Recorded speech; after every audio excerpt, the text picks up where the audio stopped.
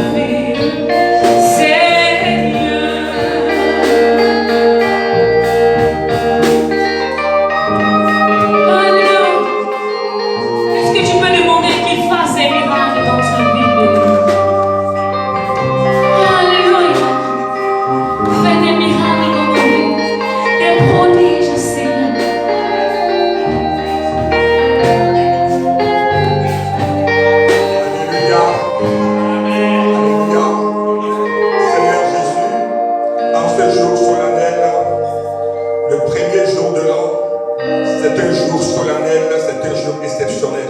Mais nous voici encore rassemblés à tes pieds. Non seulement ceux qui sont ici présents, mais c'est toute la mairesse qui est ici rassemblée et assemblée en ton nom. Et nous sommes venus, Seigneur Jésus, pour commencer l'année avec toi. Et nous avons l'assurance de toutes tes promesses dans nos vies. Et cette année, tu nous as dit qu'en 2023, cette année même, tu feras de nouvelles choses. Des choses que tu n'as pas encore faites. Des choses que les yeux n'ont pas encore vues. Tu veux le faire dans notre vie. Et nous croyons cela. Que quelqu'un me dise Amen. Amen. Dis Amen. Amen. Oh, ton Amen ne le prépare. Alléluia, on peut s'asseoir. Là, ça c'est un Amen de 1er janvier. Amen. Amen. Le premier là, c'était pas un Amen de 1er janvier. Amen. Nous avons eu, tout le monde était en retard. Les officiers aussi étaient en retard. Les fidèles aussi étaient en retard. Et nous avons commencé tardivement, si bien que nous n'avons pas pu assurer, alléluia, les différents compartiments.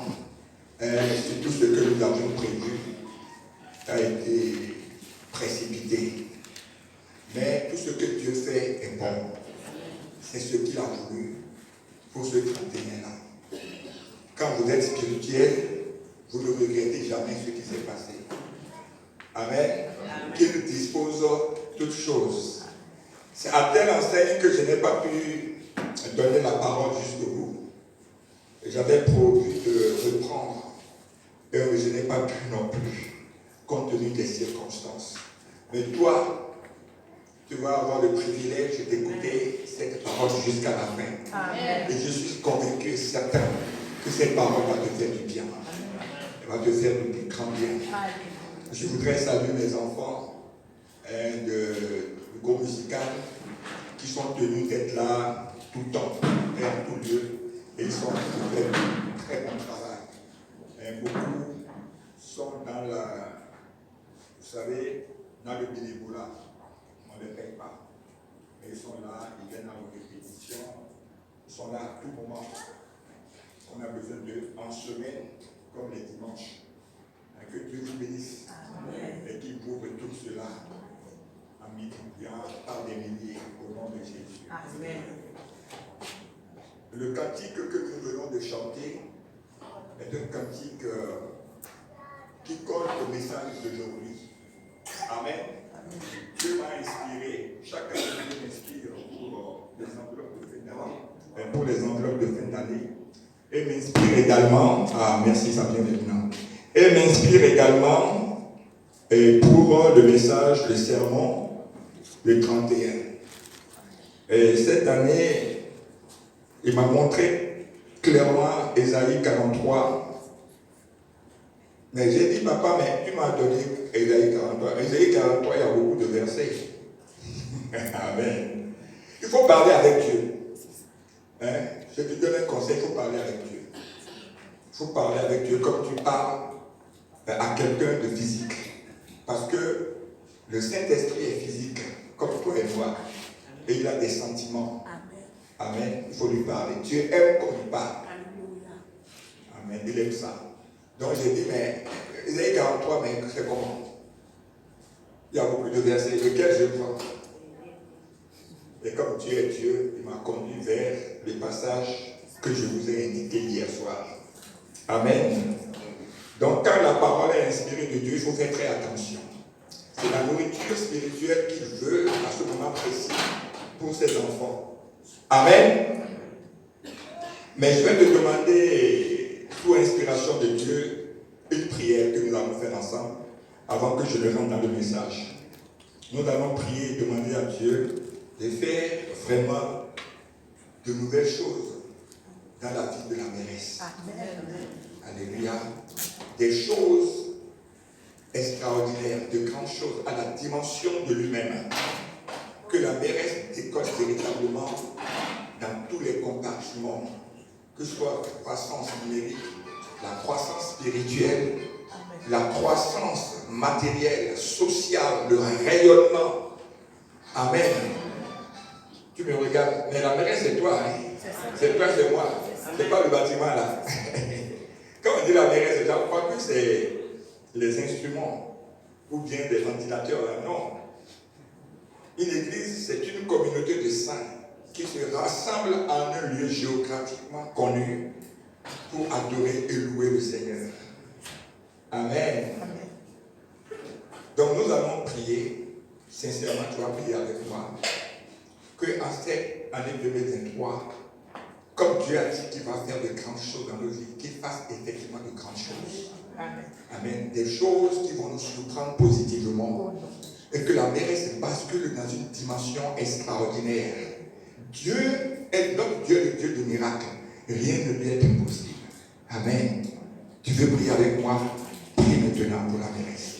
Seigneur Jésus, nous voulons te prier ce matin avec foi. Que tu bascules ton église, la mairesse, dans une dimension supérieure.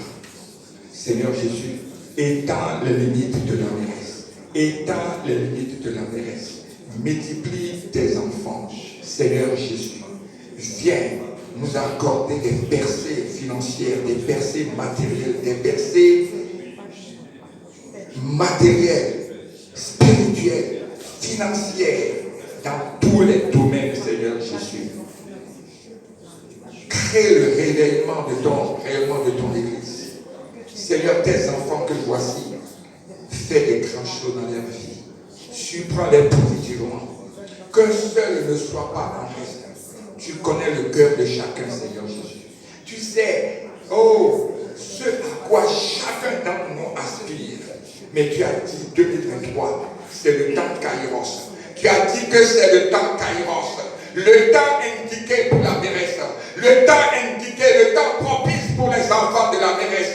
Le temps où tu vas faire quelque chose d'exceptionnel, d'extraordinaire, et qui va nous surprendre positivement. Espère, je sais, que tu veilles sur ta parole pour l'accomplir. Merci Jésus. Nos yeux verront cela. Nous les contemplerons. Car Dieu est le Dieu réel. Amen. Acclame le Seigneur. Amen. Voilà, tu m'as donné une acclamation qui est digne d'une acclamation pour Charles Bourg. Maintenant, tu vas acclamer le Seigneur. Acclame le Seigneur. Le Seigneur est Seigneur. Alors, le cri de joie, le cri de joie, le cri de joie. Le cri de joie, il est vivant, il est vivant. Il a ressuscité avec nos bénédictions au nom de Jésus. Amen. Quand tu t'es comme ça, là, tu es dans le tempo. Gloire à Jésus. Voilà, et nous allons prier. Le passage de base, comme j'ai dit, c'est Ésaïe 43, les versets 18 à 20. Amen. J'ai donné comme titre l'Éternel fait de nouvelles choses dans ma vie. Amen. Amen. 2023, c'est le temps Kairos. C'est le temps indiqué, le temps propice où Dieu va faire des choses extraordinaires. Mais quand nous allons voir tout à l'heure dans l'observation du texte, et nous allons voir que Dieu lui-même a dit que c'est de nouvelles choses qu'il veut faire. Des choses qu'il n'a pas encore faites, mais qu'il veut faire dans ta vie. Mais j'ai dit, mais papa, qu'est-ce que tu n'as pas encore fait que tu vas faire maintenant? Mais il dit, mais lis bien mon texte, je vais t'inspirer. Et je me suis couché. Et il m'a donné la révélation. La révélation est venue comme ça d'un coup. Et je vais partager cette révélation avec vous. C'est le réma qui est dans ce passage-là. Amen. Amen. Bon, nous allons lire le texte rapidement. Nous n'allons pas traîner, je vais faire au maximum 35 minutes. Et nous allons partir pour que les femmes aillent préparer. Et on sera se préparer pour le bon repas. Amen. Quand je dis qu'on va partir, tout le monde est content. Mais moi, quand je viens dans la maison de Dieu, on dit, bon, fais, je te vas partir. Moi, je suis attristé. Amen. Gloire à Jésus. Ne pensez plus aux événements passés et ne considérez plus. Alors, j'ai dit que nous allons lire ensemble, mais je ne t'ai pas bien dit. Bien ce matin, mon français n'est pas clair. Est-ce que mon français est clair? C'est un homme de Dieu qu'on appelle Aquacon. Je pense qu'il est anglophone, non? Donc, il est italien. Ah, il est italien. Donc, quand il parle, il a un accent qui me fait rire. J'aime bien l'écouter. Il dit, est-ce que mon français est clair? Amen. Alors, nous allons lire ensemble ce texte-là. Ne pensez plus aux événements passés et ne considérez plus ce qui est ancien. Voici, je vais faire une chose nouvelle sur la vie. Ne la connaissez pas. Je vais faire un chemin dans le désert. Wow! Alléluia. Mais le dernier verset, mais je veux la partie C seulement. Et la partie qui est en bas. Mettez des fleuves dans la solitude pour approuver mon peuple, mon élu. Quand on dit mon peuple là, c'est toi et moi. Amen. Ceux qui disent, bon, mais ça c'est l'Ancien Testament, ça ne nous est pas destiné. Non. Depuis, Jésus est venu régler cette affaire-là. Quand à la 6e heure, il a dit sur la croix, tout est accompli. Il a dit qu'il n'y a plus ni juif, ni la bénédiction d'Abraham est pour nous tous aujourd'hui. Amen. Donc ce message qui est tiré de l'Ancien Testament te concerne, me concerne. Alors dans ce peuple-là, tu es dedans. Il dit pour abreuver mon peuple. Abreuver c'est quoi? Quand on dit abreuver, vous qui avez été à l'école, ça veut dire quoi? Donner à boire. Mais abreuver, c'est que tu vas boire jusqu'à ce que ta soif soit étanchée. C'est ça abreuver. Mais quand on dit, bon, j'ai soif, donne-moi à boire, tu peux boire et puis ta soif n'est pas étanchée. Mais quand on dit, pour abreuver, c'est que tu vas boire à satiété, c'est-à-dire que tu vas boire jusqu'à ce que toi-même tu es rempli. Et on ne peut plus ajouter quelque chose. Et par contre, tu vas être rempli de la parole de Dieu. Amen. Alléluia. Gloire à Jésus. Amen. Et mon élu. Dieu dit que tu es son élu. Vous savez qu'il y a beaucoup d'appelés. Mais il y aura peu d'élus. Mais toi, Dieu dit que tu es son élu. C'est-à-dire qu'il t'a choisi. Il acclame Jésus. Amen. Mais je vais te dire quelque chose. Dieu a été à la croix pour nous tous. Pour la créature au demeurant. Amen. Mais après, il dit que parmi la création, certains sont devenus ses enfants. Amen. Ceux-là sont tous des appelés. Mais parmi les appelés, lui-même est revenu maintenant pour faire une élection. Dis élection. Sélection. Il y a deux mots. Ça n'est pas la même chose. J'ai dit, il est venu d'abord pour faire quoi? Appeler. Tout le monde dans la mêlée appelé. Et puis après, j'ai dit qu'il y a des sélectionnés. Amen. Et puis maintenant, il y a une élection parmi les sélectionnés. Et tu as été retenu. Amen. Acclame Jésus. Et lorsque Dieu sélectionne, ma fille ici, lorsque Dieu t'a sélectionné et que tu es devenu l'élu de Dieu, c'est qu'il a une mission avec toi. C'est qu'il a une alliance avec toi. Amen. Quand tu es devenu l'élu, c'est que tu as une alliance avec Dieu. Mais ceux qui sont les appelés n'ont pas d'alliance particulière avec Dieu. Nous allons quelque part ce matin. Nous allons rentrer dans les rimas. Amen. Gloire à Jésus. Alors, pour comprendre ce passage bien-aimé, tu dois te dire quelque chose. Sinon, tu ne vas pas comprendre. Tu dois te parler du contexte. Sinon, on va parler en vain, tu ne comprendras rien. Le peuple dont il s'agit ici, c'est le peuple hébreu, qui était au demeurant le peuple choisi de Dieu. Mais ce peuple-là, comme nous aussi aujourd'hui, c'est un peuple au cou raide. Qu'est-ce qu'on appelle un peuple au cou raide? C'est-à-dire qu'ils n'obéissent pas. Ce sont des personnes dures à éduquer, à conduire. Ils ont fatigué Moïse jusqu'à ce que Moïse est mort. Ils l'ont fatigué car ils l'ont fatigué. Et puis un jour, Moïse a intercédé pour les enfants hébreux. Il dit, mais tu les as sortis d'Égypte et tu dis que tu vas les... Tu vas les tuer tous dans le désert. Est-ce que même toi-même tu es un bon Dieu? Qu'est-ce que les gens vont dire? Bon Dieu a dit, bon ok, je ne vais pas les tuer. Mais je ne viens pas avec vous. Je ne viens pas avec vous. Vous allez à Canaan, mais je ne viens pas avec vous. Et Moïse a dit, mais c'est toi qui as dit que tu vas amener tes enfants à Canaan. Mais si tu ne viens pas là, ils vont rester ici. Tout simplement. Parce que ce peuple-là, pour les conduire, toi-même tu n'arrives pas. Ils sont très difficiles. Quand tu dis A, il dit B. Quand tu dis C, il dit Z. Et moi, je vais le conduire sans toi. Moi, est-ce que j'ai la force de conduire ce peuple-là au courant là, désobéissant? Et il y a dedans des révoltés, des rebelles, des tueurs à gages, des gens qui font des abominations. Je ne peux pas. Si tu ne viens pas, ils vont rester là. Bon, Dieu a dit, bon, ok, bon, je viens avec vous. Amen. Gloire à Jésus. C'est pour te dire que ce peuple-là n'est pas conduit, n'est pas facile à conduire. Et la première fois, Dieu, elle va d'abord venir avec le déluge. Et puis après, il est venu avec quoi? Ils sont partis en exil. Et là-bas, on les a transformés en esclavage. Ils sont devenus des esclaves. Je peux te dire quelque chose. Il vaut mieux parfois mourir que d'être esclave. La souffrance est extrême. L'humiliation. Amen. Ils ont connu cela pendant 413 ans. Et puis après, c'est pas fini. Ils ont prié Dieu. Dieu a envoyé un dévancier qui est parti les sortir. Mais quand ils sont revenus, ils ont commencé les mêmes choses. Mais Dieu va susciter des peuplades. Les Assyriens, les Syriens, Nebuchadnezzar, pour venir encore les assiéger et les détruire. Et cette fois-ci, ça va être une déportation. Ce n'est pas un exil. L'exil est différent de la déportation.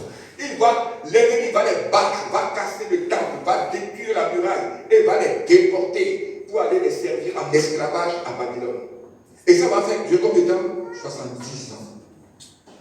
Donc bref, c'est dans ce contexte-là que ce texte-là intervient. Est-ce que vous commencez à le comprendre? Mais donc ce peuple-là était dans une souffrance, dans l'humiliation. Il cultive ces d'autres gens qui récoltent. Il construit ces d'autres gens qui viennent habiter. Et toi et moi, nous sommes aussi dans cette situation pour beaucoup d'entre nous.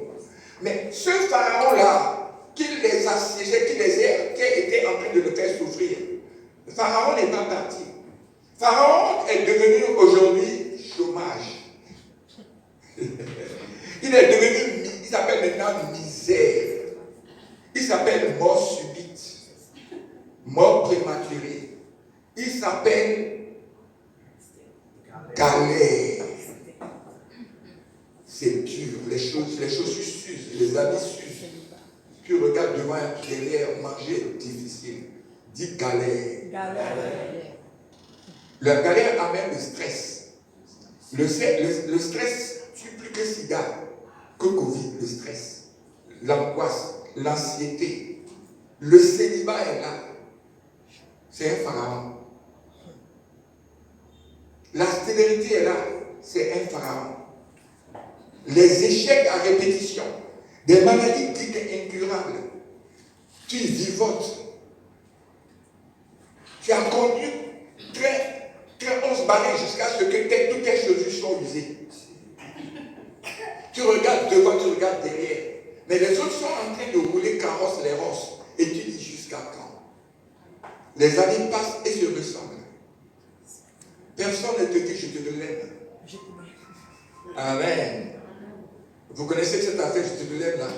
Vous ne connaissez pas? Bon, je ne vais pas vous dire, je vais vous dire ce matin. Je vais écouter le message. Je te le lève. Amen. Gloire à Jésus. Donc, beaucoup d'entre nous sont encore dans cette configuration. Et le Pharaon n'est pas parti. Il est là. Donc, j'ai planté le décor, voilà le contexte. C'est dans ce contexte-là que Dieu a dit ce passage-là. Est-ce qu'on se comprend maintenant? Voilà. Donc, ne dis pas que ce texte-là ne me concerne pas. Alors, nous allons reprendre pauchement le texte et nous allons aller vite. Ne pensez plus aux événements passés. Pourquoi Dieu a dit ça? pensez plus aux événements passés. Dieu ne veut pas que tu continues de regarder dans le rétroviseur. Quand je vous ai parlé, vous avez vu que la vie de ces Hébreux-là est jonchée de difficultés. Beaucoup sont morts. Dit déportation. Dit esclavage. Ce n'est pas facile. Amen. Gloire à Jésus. Alors, Dieu, avant de planter, avant de faire de nouvelles choses, est venu donner 2 conseils. Il dit premièrement, si tu veux vraiment recevoir cette bénédiction, il y a 2 choses à faire. Premièrement, tu ne vas plus penser aux événements malheureux passés. Si tu passes tout le temps à regarder dans le rétroviseur, mais qu'est-ce qui va se passer, bien-aimé? Qu'est-ce qui va se passer?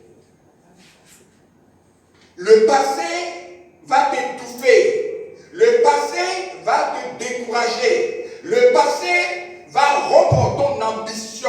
Le passé parfois peut te révolter. Comme je n'ai pas le temps, je vais te donner 2 exemples. Supposons par exemple un enfant qui est venu normalement au monde que les parents ont abandonné. Il est intelligent. Il peut aller à l'école et réussir. Mais son père, sa mère l'ont abandonné. Il n'a pas pu réussir. Tous les enfants de son âge ont réussi. Brillamment. Mais lui, à cause de ses parents-là, lui n'a pas été à l'école. Quand même il est très intelligent. Et sa vie a été, comme ça, proscrite, détruite. Alors, il va se passer 3 choses dans de tels enfants. Moi, j'ai pris l'exemple de l'enfant. Mais il y a d'autres personnes, ce sont leurs droits qui sont bafoués. Il y a d'autres, c'est un mari malheureux qui vient gâter la vie de la jeune femme. Amen. Ou ce sont des personnes qui ont des héritages. Et les hommes viennent leur prendre leur héritage. Amen. Et ils sont démunis. Vous ne savez pas que les oncles et les tantes là viennent prendre les héritages des enfants. Ah, vous ne savez pas? Tu as droit à des choses, on vient tout te ravir parce que tu n'as pas de soutien. Tu n'as pas de relation. Toutes ces personnes-là, ce sont des personnes qu'on appelle des personnes délaissées. Des personnes déshéritées. Des personnes laissées pour compte. Alors quand vous êtes comme ça et que ces choses sont passées dans votre vie et ont gâché votre vie, il y a ce qu'on appelle l'amertume. L'amertume va se transformer en rancœur. Et la rancœur, très souvent, va se transformer en un esprit de vengeance. Alors la personne vit, alors la première personne, lui, comme le passé n'a pas été bon, il est complètement lassiste, il est découragé, il ne peut plus rien faire. Moi, je n'ai personne pour m'aider. Mes parents m'ont abandonné, on m'a pris tout mon héritage, on m'a fait suicide, et c'est fini. Il ne fait plus d'efforts, il n'a plus d'ambition. Ça, c'est la première personne. La deuxième personne, ça le révolte. Et il a un esprit de vengeance. Ce sont ces personnes-là qui se transforment en des brigands de grands chemins. Maintenant, je vais vous montrer, comme vous avez fait de moi un élément dangereux, je vais vous montrer. Vous ne vous êtes pas occupé de moi, non? Je vais vous montrer maintenant. Et il devient un gangster. Ce qu'il devait avoir que vous n'avez pas donné là, il va venir, il va acheter son âme, il va venir. Je prends ça. Amen. Je vous ai dit la fois passée, tous sont venus prier avec nous pour préparer ce moment. Il y a maman qui est venue me voir pour dire, ah, parce que je suis venu te voir, on va prier. Il dit, on va prier pourquoi? Il dit, il faut qu'on prie pour que mon enfant soit enfermé à la prison et qu'on ne le relâche jamais. Amen. Non, mais c'est pas, je ne suis pas en train de te raconter des histoires. Ça s'est passé ici. Il faut que mon enfant, il faut qu'on l'enferme. Sinon, je vais mourir. Nous allons mourir tous. Amen. C'est un enfant qui a eu une enfance malheureuse, qui a déteint sur lui. Amen. La troisième personne que ces genres de choses font et qui regarde dans le rétroviseur, il a un esprit de vengeance. Mon père là, comme il ne s'est pas occupé de moi, on va voir maintenant. Ma maman là, il ne s'est pas occupé de moi là. Mais elle va payer ça. La société m'a délaissé. La société la va payer. Amen.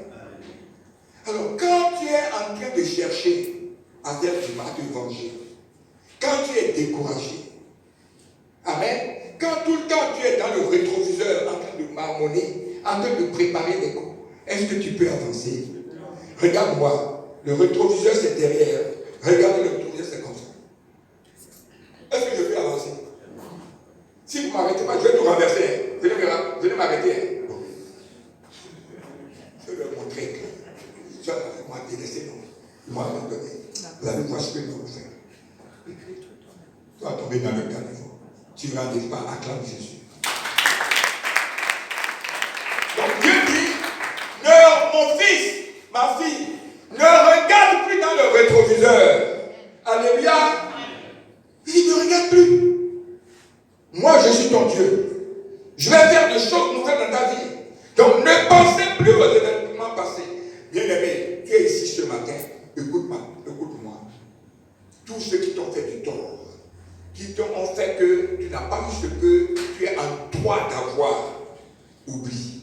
Prie même pour eux. Alléluia. Toi, avance. Tu seras béni. Amen. Celui-ci n'a pas fait ça pour toi. C'est celui qui a fait que j'ai fait ceci. Ils ont pris notre héritage. En a toi, à ce temps, ils nous ont tout pris. Ils nous ont bafoués. Ils nous ont délaissés. Ils nous ont méprisés. Laisse. Si tu as Jésus, dis qui tu as besoin encore. Emmanuel. Emmanuel. Emmanuel.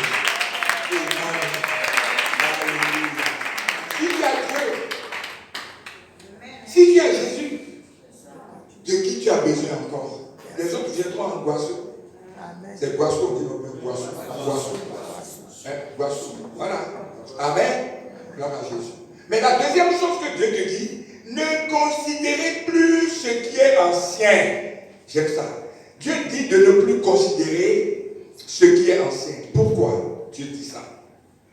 Si tu considères ce qui est ancien, tu vas te trouver des faiblesses. Tu vas te dire, bon, le passé là, l'examen là, je suis parti jusqu'à, j'échoue toujours. Et ça ne réussit pas. Bon, tout le monde a cette voiture, moi, je n'arrive pas à acheter une voiture.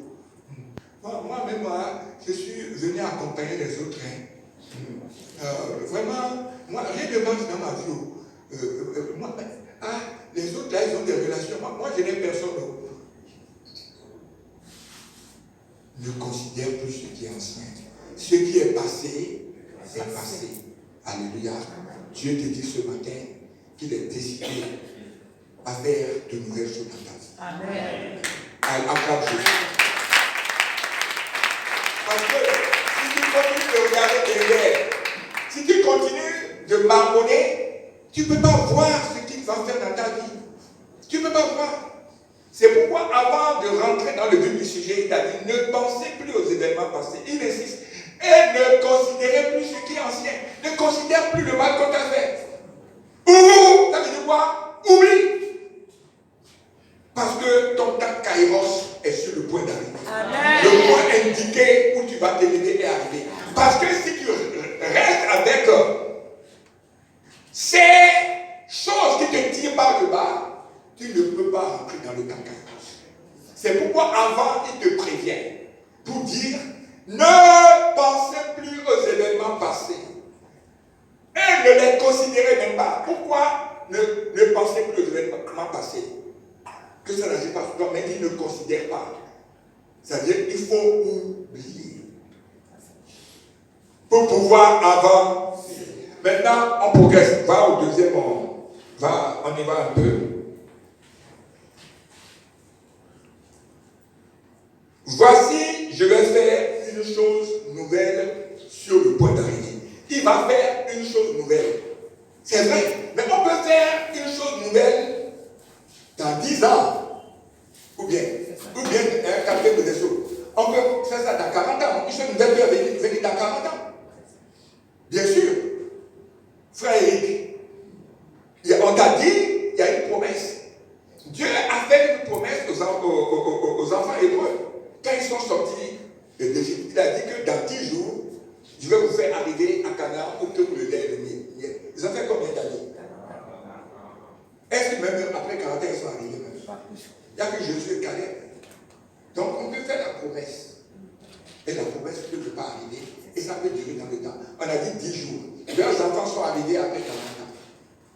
Donc pour que tu ne penses pas à ça, Dieu dit sur le point d'arriver. C'est-à-dire que c'est maintenant, acclame Jésus. C'est sur le point d'arriver. Oh, je bénis le Seigneur qui m'a inspiré ce passage. Il dit, on a fait ça toutes les années passées. Mais pour cette année-là, c'est autrement. C'est-à-dire que moi, je vais faire une chose nouvelle dans ta vie. De nouvelles choses. Mais ce n'est pas dans 10 ans. Ce n'est pas dans 5 ans. C'est sur le point d'arriver. Je veux que maintenant tu fermes les yeux et que tu crois à ce passage. Que Dieu va faire des choses nouvelles dans ta vie. Mais ce n'est pas pour demain, après-demain. Ce n'est pas pour dans 10 ans, dans 20 ans, dans 30 ans. Mais c'est maintenant. Pense à cela maintenant. Je veux que tu rentres en toi-même. Et tu te dis, mon Dieu m'a dit en ce jour du 1er janvier qu'il va faire de nouvelles choses dans ma vie. Mais ces nouvelles choses-là sont sur le point d'arriver. C'est un futur immédiat. Je ne vais pas attendre longtemps. Je commence à attendre cette chose nouvelle dès maintenant. Au moment où je reçois l'information, je commence maintenant à désirer cela. Je commence à formater cela dans mon cœur, dans mon âme, dans mon esprit. Je commence à voir les choses nouvelles que Dieu Tout-Puissant, celui qui parle et la chose arrive, celui dont la main n'est pas courte. Alléluia. Celui qui dit et qui accomplit te dit, cette nouvelle chose-là est assurée. Mais c'est sur le point d'arriver. Et cette nouvelle chose, tu vas le voir dans ces jours-ci. Au nom de Jésus de Nazareth. Sur le point d'arriver. Ne la connaîtrez-vous pas? Dieu s'offusque. Il s'offusque, il dit, mais ne la connaîtrez-vous pas? Est-ce que je ne vais pas vous le dire? Mais je vais vous le dire. Je vais vous faire connaître cela avant que cela arrive. Pour que tu saches que c'est moi Dieu qui a fait ça. C'est pourquoi il dit, ne la connaîtrez-vous pas? Cette chose nouvelle qui va venir. C'est-à-dire quand on dit nouveau, c'est que ce n'est pas vieux, c'est pas déjà passé. C'est une nouvelle chose. Hier, j'avais porté, vous avez vu ma chemise hier là. C'est une nouvelle chemise. Je ne l'avais jamais portée. C'est une nouvelle chemise. Elle était jolie, non? Qui sait comment je hier soir? J'étais comment? Sapé. Oh mon Dieu. Mais cette chemise-là est une nouvelle chemise. Ça veut dire que je ne l'avais jamais portée. Dieu dit que ce qu'il veut faire dans ta vie, tu l'as jamais porté. Alléluia. C'est une nouvelle chose. Il a fait des choses dans ta vie. Mais ce qu'il est sur le point de faire maintenant là, c'est une nouvelle chose. Amen. Alors, il dit, je mettrai un chemin dans le désert et des fleuves dans la solitude. La solitude est un autre nom de désert. C'est toujours dans le désert. Amen. Parce que dans le désert, il n'y a personne, c'est vide. C'est inhabité. Donc quand on dit qu'il est dans la solitude, tu es dans un désert. Ne sois pas perturbé par le mot solitude. Solitude, ça veut dire aussi toujours le désert. C'est qu'il va mettre des fleuves dans la solitude. Alors, bien aimé, nous allons remonter un peu le texte et vous allez me lire ce passage-là, rapidement. Alors, ce passage, c'est Ésaïe 43, toujours 1 à 7. Voilà. Ou bien,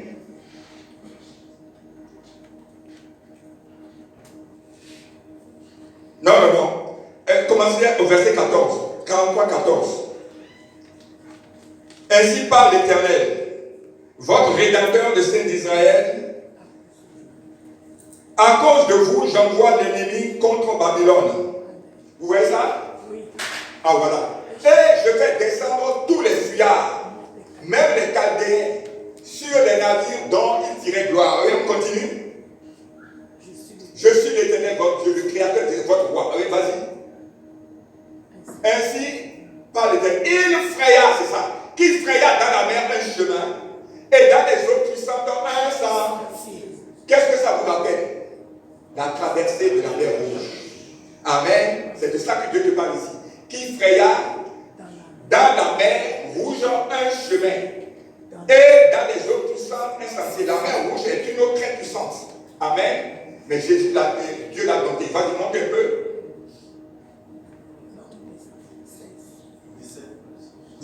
Qui mit en campagne des chars et des chevaux, une armée et de vaillants guerriers.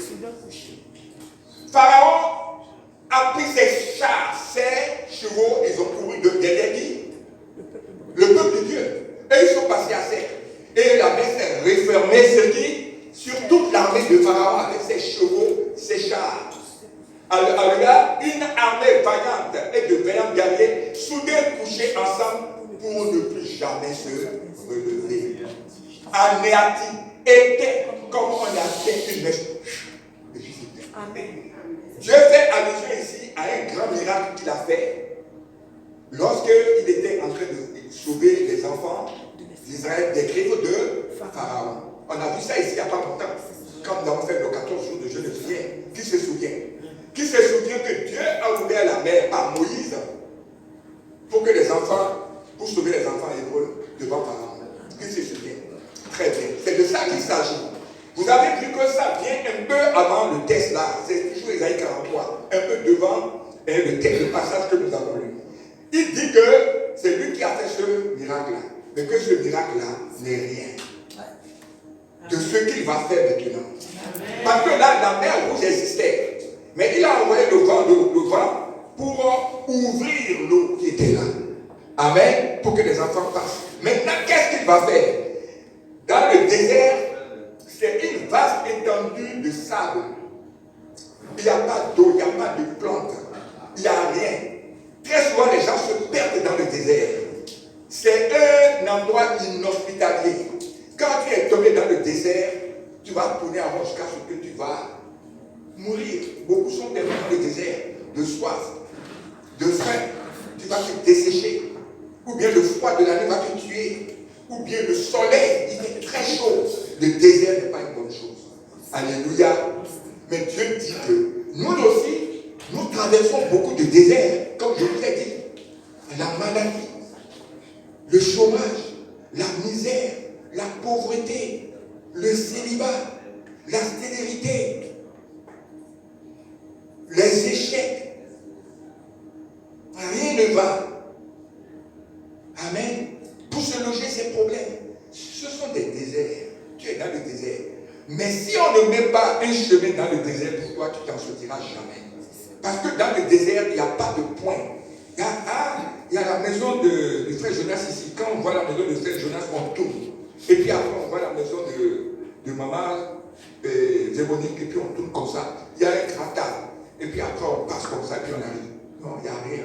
Il n'y a pas de repère. Dans le désert, on se perd et puis on meurt. Il faut qu'on mette un sentier pour pouvoir aller. Amen. Il faut qu'un chemin ce soit là. Acclame Jésus. Et je vous dis, dans le désert, en 2023, il va mettre un chemin.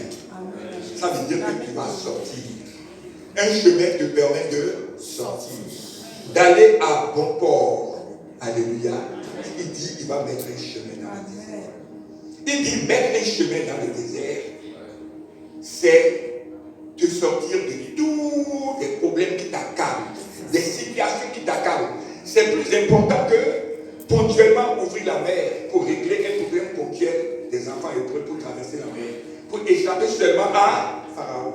Mais ici, il s'agit d'échapper à tout, de sortir de tout ce qui nous retient, de la mort, de la maladie, de toutes ces difficultés qui nous assaillent, de l'humiliation, de la souffrance, de la douleur. Amen. Il va mettre les sentiers. Il va mettre les chemins. Et toi, qui étais dans la galère, l'heure a sonné pour que tu quittes la galère. Amen.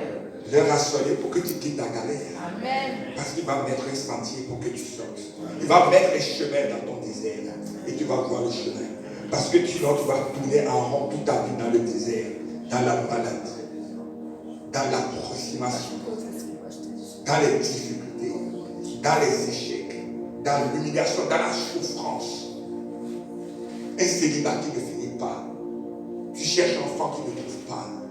Tu cherches travail, tu n'as pas de travail. Tu te maries, même il y a problème.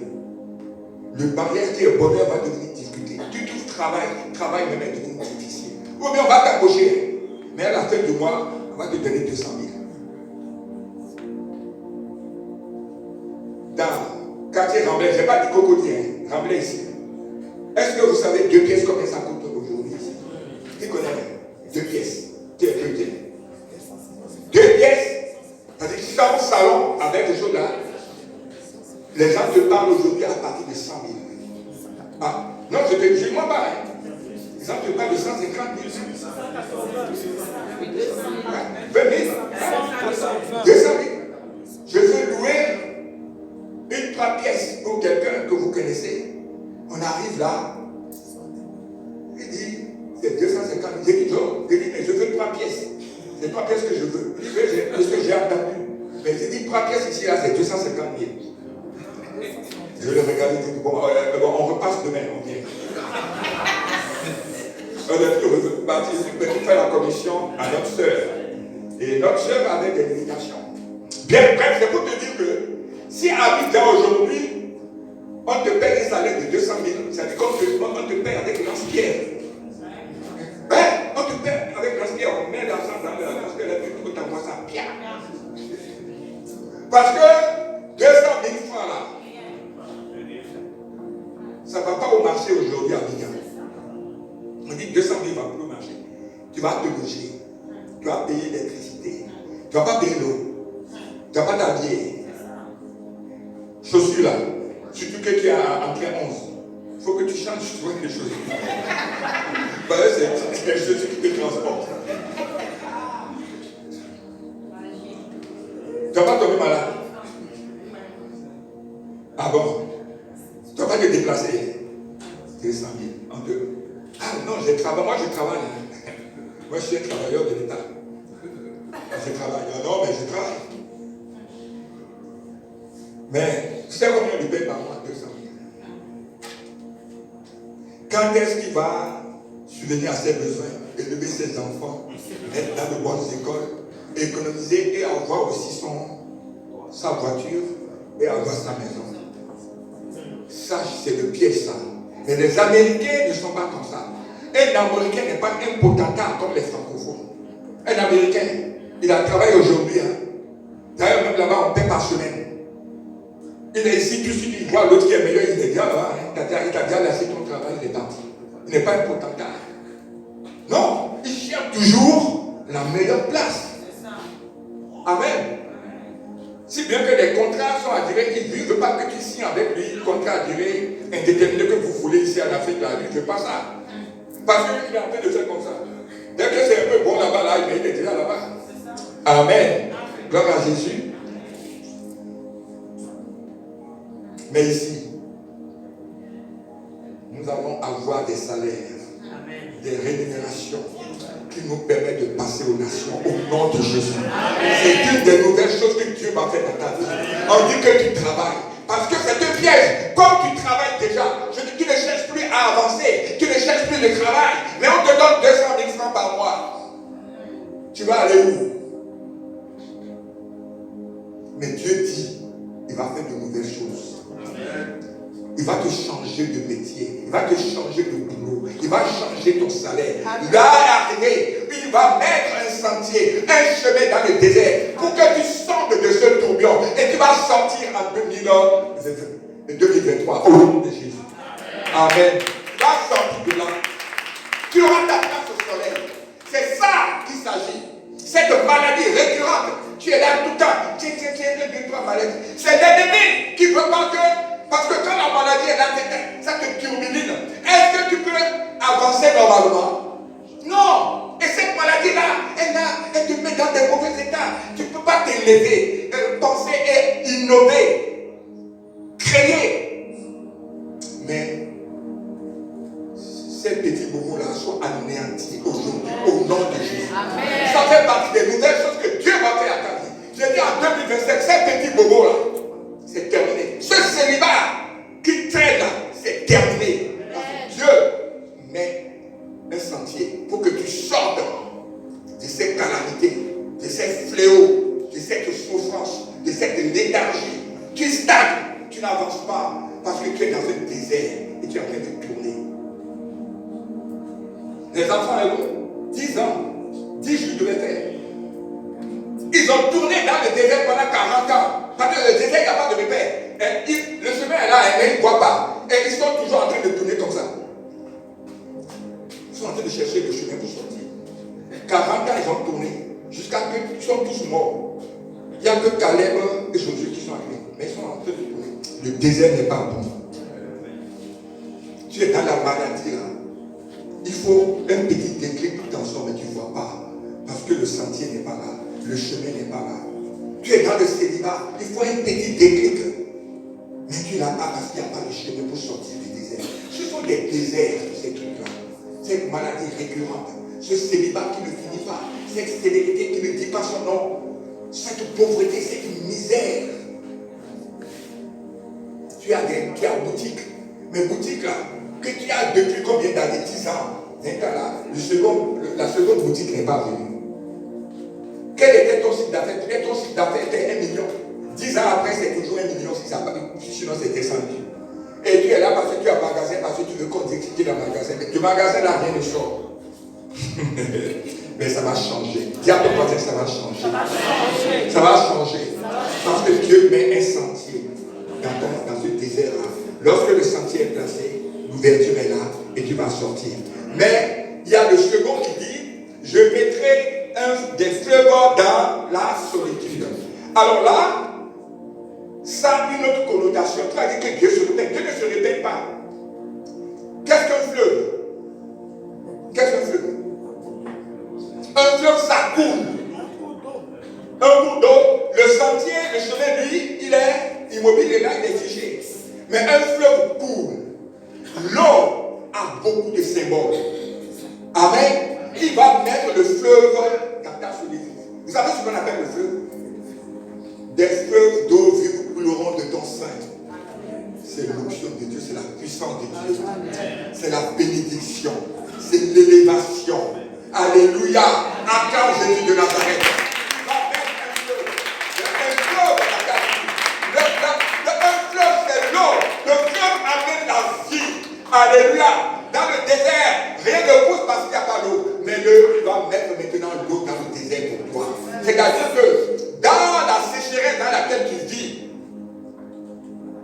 la sécheresse n'a plus raison d'être parce qu'il y a l'eau maintenant. L'eau, c'est la bénédiction. C'est la parole de Dieu. C'est la connaissance. C'est de la notoriété. S'il met des fleuves dans ton désert, mais tu rentres dans ta destinée prophétique. Ça, c'est la bénédiction. Le sentier, c'est pour trouver le chemin pour sortir de la galère. Ça, c'est une chose. Pour sortir de la maladie, pour sortir du célibat, pour sortir de toutes choses, de la prison, des chaînes. Amen. Mais le fleuve, lui, il t'apporte quoi? La bénédiction, l'abondance. Alléluia. L'onction divine, la puissance, les choses spirituelles. Et Dieu a pensé à cela. Je mettrai un chemin dans le désert pour toi, mais je mettrai aussi des fleuves dans le désert pour toi. Acclame le Seigneur.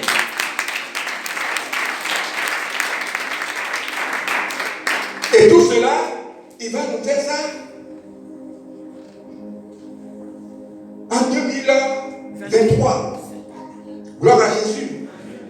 Alors, toutes ces choses qui doivent partir, je les ai listées. Ici, on ne va pas tout voir. On va voir seulement un ou deux. Amen. Pour voir comment Dieu agit. Je vais vous donner un exemple et on va s'arrêter là. Amen. Dans la Bible, on ne va pas lire le passage parce que je connais par cœur. Amen. Il s'agit de Agar. Agar, c'est la servante de Sarah. Quand ils sont venus d'Égypte. Amen. Mais Dieu avait fait une promesse à Abraham, que de lui naîtra l'enfant de la promesse. Amen. Mais depuis 25 ans, il attend, ça ne vient pas. Alors, Sarah, ils ont cette culture-là, chez les Hébreux. Lorsque toi-même, la maman, tu n'arrives pas à faire enfant, et tu peux donner ta servante à papa. Papa va faire enfant, mais ce jour-là, elle va accoucher sur ton genou, sur tes genoux. C'est une culture juive. Amen. Vous connaissez Léa et Rachel. Ce sont les femmes de qui? De Jacob. Vous savez que Léa est très fertile, mais Rachel est moins fertile. Alors, comme elle ne faisait pas beaucoup d'enfants, elle a donné sa servante à Jacob. Et chaque fois que Jacob fait enfant, il fait enfant sur le genou. Quand vous prenez Naphtali, Gad, Dan, Azer aussi, je pense, Zabulon, ce sont des enfants, pas de Léa et de Rachel, ce sont des enfants de leur servante. Parce qu'il y avait une concurrence qui va faire plus d'enfants.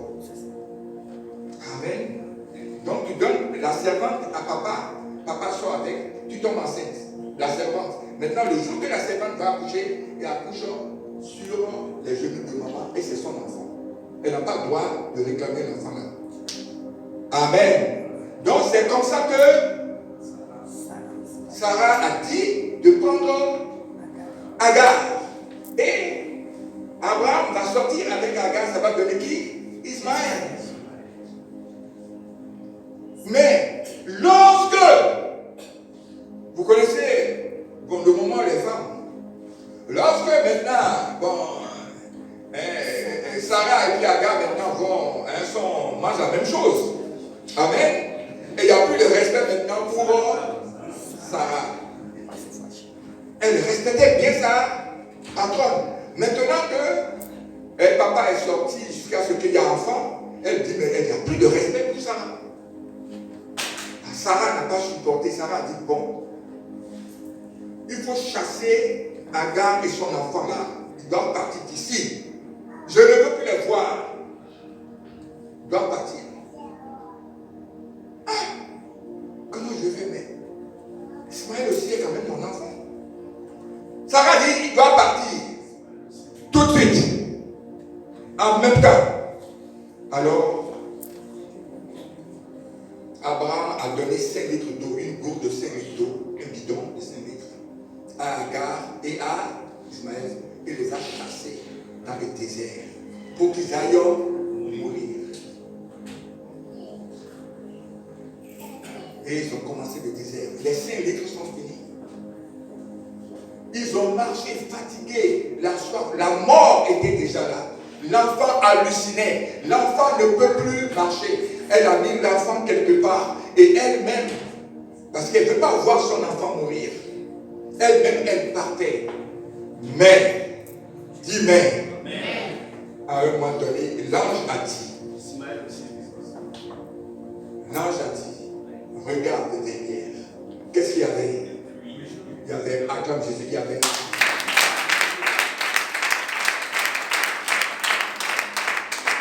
Ismaël aussi vivra.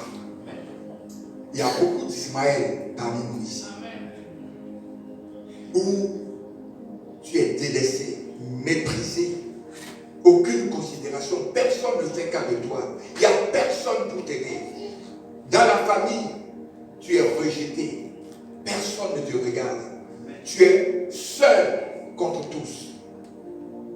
Lorsque Agar et Sarah et Abraham faisaient leur petit jeu, est-ce que Ismaël était là?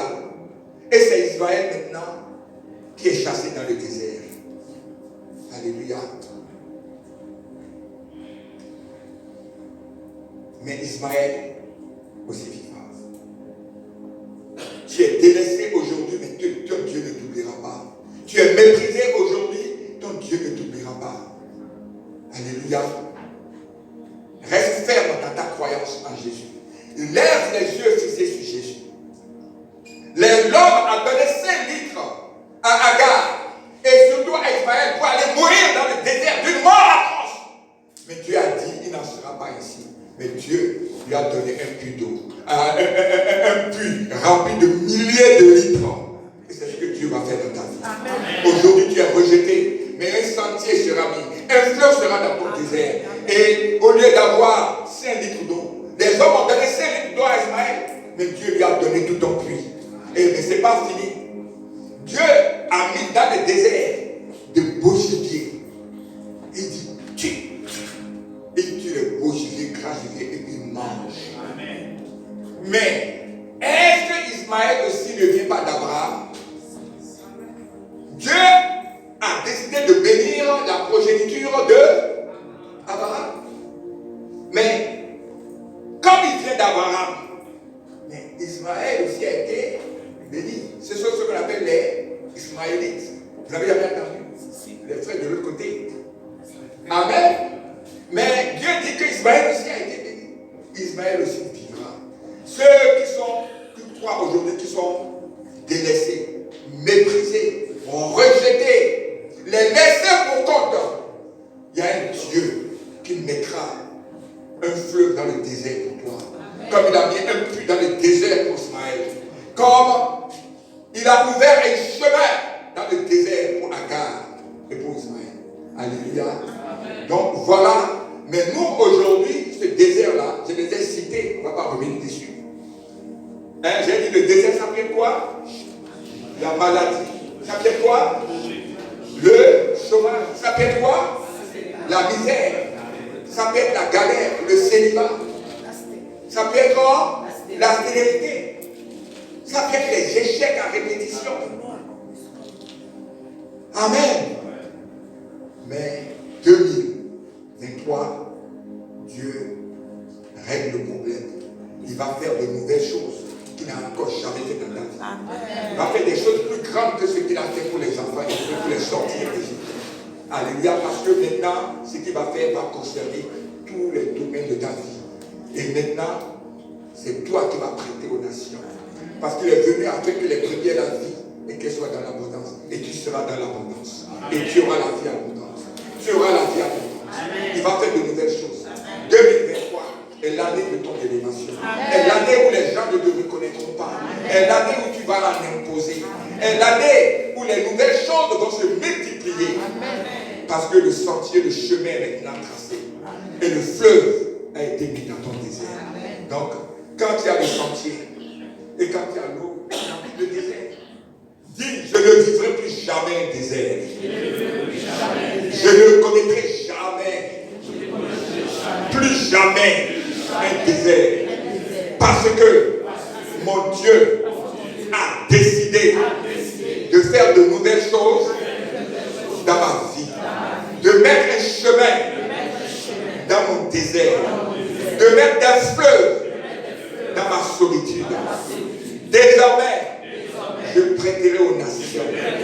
Je serai heureux. Je serai heureuse. Je serai celle de la terre. Lumière du monde. Au nom de Jésus, acclame le Seigneur. Amen. Gloire à Jésus. Donc c'est le message que j'ai pour toi. Maintenant, ce message-là, nous allons le finir. Et pour finir, on a fini. Hein?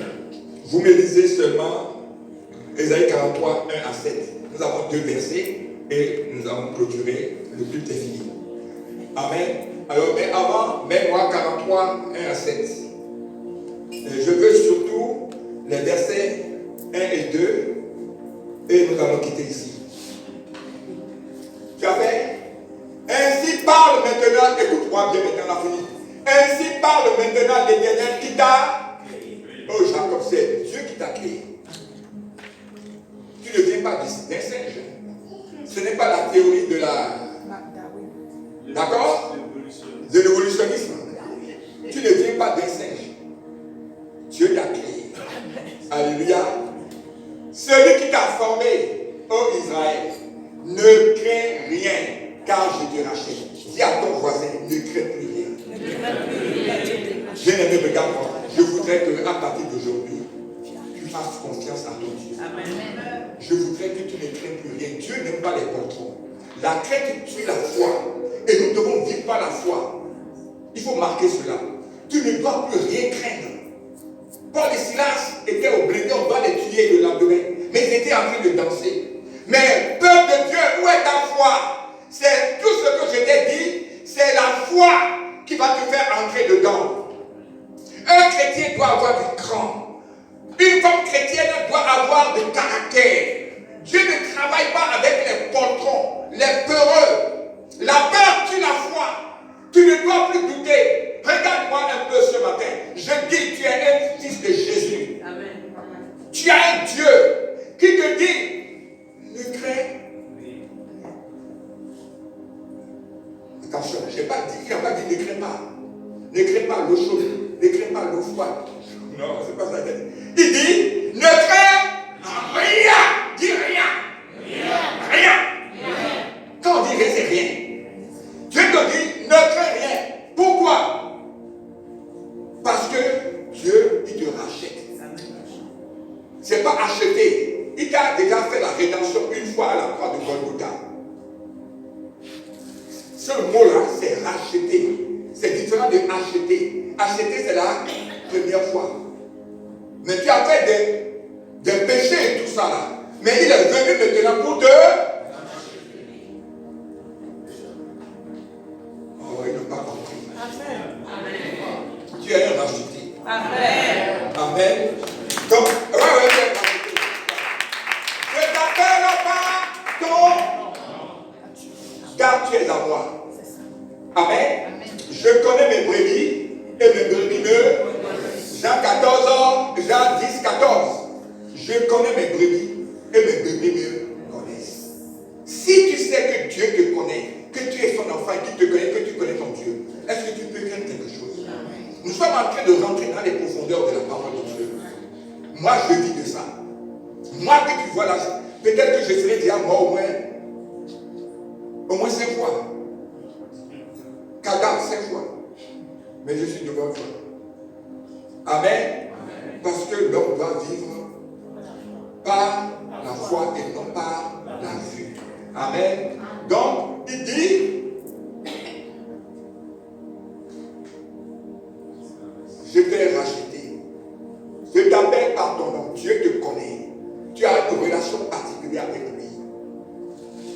Supposons que qui est président actuellement, c'est Ouattara. Amen. Si Ouattara te connaît personnellement, c'est un atout, non? C'est un atout. Mais c'est un atout. Quand il y a une situation, Watt, je suis là. Mais il y a une situation qui ne va pas là-bas. Téléphone à ton petit là parce qu'il est en train de m'emmerder. C'est pas comme ça. Watt, mais ton petit là m'emmerde, appelle-le. Parce que tu connais le président. C'est comme ça aussi que toi tu connais Jésus. Alléluia. Et Jésus connaît ton nom. Dis Jésus connaît mon nom. J'ai une relation d'intimité avec le Seigneur. Ah! Tu as confessé non? Si demain, si tu vois Cafard dans la nuit, il faut t'asseoir et pour parler à Dieu. Pour parler à Jésus. Attention, j'ai vu Cafard tout à l'heure, papa. Qu'est-ce qu'elle est venue chercher là? Alléluia. N'aie pas peur, ne commence pas à trembler. Je suis en train de te donner des passerelles spirituelles ce matin. Parce que je suis content. Amen. Parce que tu es à Dieu. Alléluia. Depuis que tu as fait avec ça, monte un peu.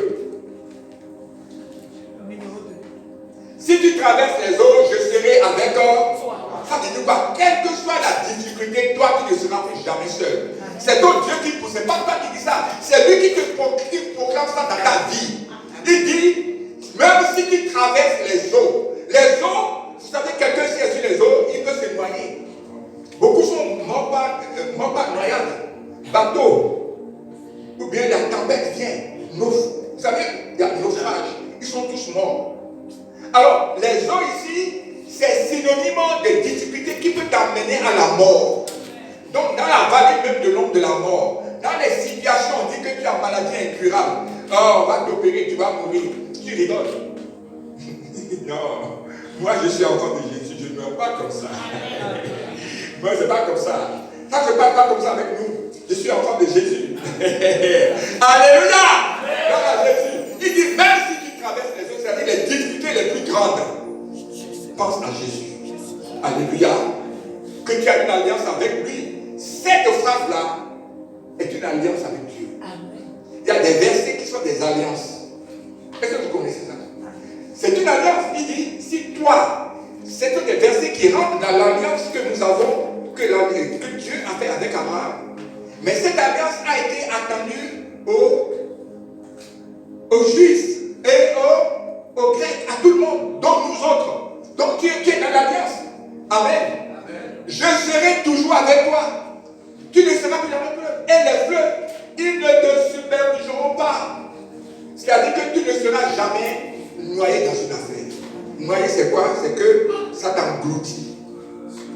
Amen. Submergé, ça t'engloutit. Si tu marches dans le feu, tu ne te brûleras pas. Ça veut dire quoi? Que même dans les situations les plus difficiles, toi tu ne seras pas concerné. Même quand il y a incendie dans le quartier, ta maison ne sera pas brûlée. Même quand Covid va venir là, tu n'attends pas au Covid. Covid n'a rien à voir avec toi. Même quand il y a fléau, tu n'as rien à voir. Amen. Si tu marches le feu et la flamme ne t'embrasera pas, monte un peu. Il y a deux versets que je veux voir. Car je suis l'Éternel ton Dieu, le Saint d'Israël, ton sauveur. Je donne, voilà, l'Égypte pour ta rançon, l'Éthiopie et le sabbat à ta place. Est-ce que tu vois ce que Dieu peut faire pour ton un de ses enfants? Il est capable de donner tout un peuple pour te sauver, toi. C'est-à-dire une rançon, c'est-à-dire que tu as fait quelque chose. On doit t'emprisonner, on doit te tuer, et on vient payer pour te prendre. Alléluia. C'est ce que Jésus dit. Que désormais, nous aujourd'hui, à la place de l'Éternel, nous mettons quoi? Jésus de Nazareth. Aussi dans la Trinité, Dieu est un. Amen. Dieu s'appelle l'Éternel, mais il s'appelle aussi Jésus. Il s'appelle encore le Saint-Esprit dans la Trinité. Alléluia. Gloire à Jésus. Est-ce que tu as compris? Amen. Donc, après avoir mis l'eau, montre le prochain verset. Le prochain verset. Parce que tu as du prix à mes yeux, parce que tu es honoré et que moi, Dieu, je t'aime. Je donne les hommes à ta place et des peuples pour ta vie. Monte un peu, je veux un verset là. Ah, tu es revenu derrière. Ah, je te rassemblerai de l'Occident. Vous savez, lorsque Dieu châtie, très souvent Dieu châtie ses enfants. Mais il arrive un moment où il enlève le châtiment. Je prie que tout le châtiment qui est dans ta vie, que Dieu lève aujourd'hui le châtiment. Au nom de Jésus. C'est le verset que je cherchais. Là, Dieu qui avait châtié ses enfants, les a amenés en déportation, tout ça. Il a dit qu'il va les ramener. Et donc, il va lever le châtiment. Je prie que Dieu lève le châtiment qui est dans ta vie, dans la vie de ton époux, de ton épouse, dans la vie de tous tes enfants, au nom de Jésus. Amen. Amen. Voilà la parole d'aujourd'hui que nous avons finie. C'est une parole d'espérance, c'est une parole de foi. Maintenant, tu vas baisser la tête. Éternel Père de Tout-Puissant, tu es sur le point de faire de nouvelles choses dans nos vies. Nous croyons en cela, Seigneur, et nous attendons cela de pied ferme. Nous sommes convaincus que lorsque tu parles, tu agis, tu as parlé. Et j'attends maintenant, Seigneur Jésus, que ces nouvelles choses arrivent. Tu as dit que ces nouvelles choses sont sur le point d'arriver. Et je crois à ta parole. Et j'attends maintenant ces choses. Et je les verrai les jours prochains. Mes yeux verront ces choses. Je les contemplerai au nom de Jésus de Nazareth. Je prie maintenant que cette année 2023 soit une année exceptionnelle pour chacun d'entre nous. Une année extraordinaire. Une année qui servira de rampe de lancement.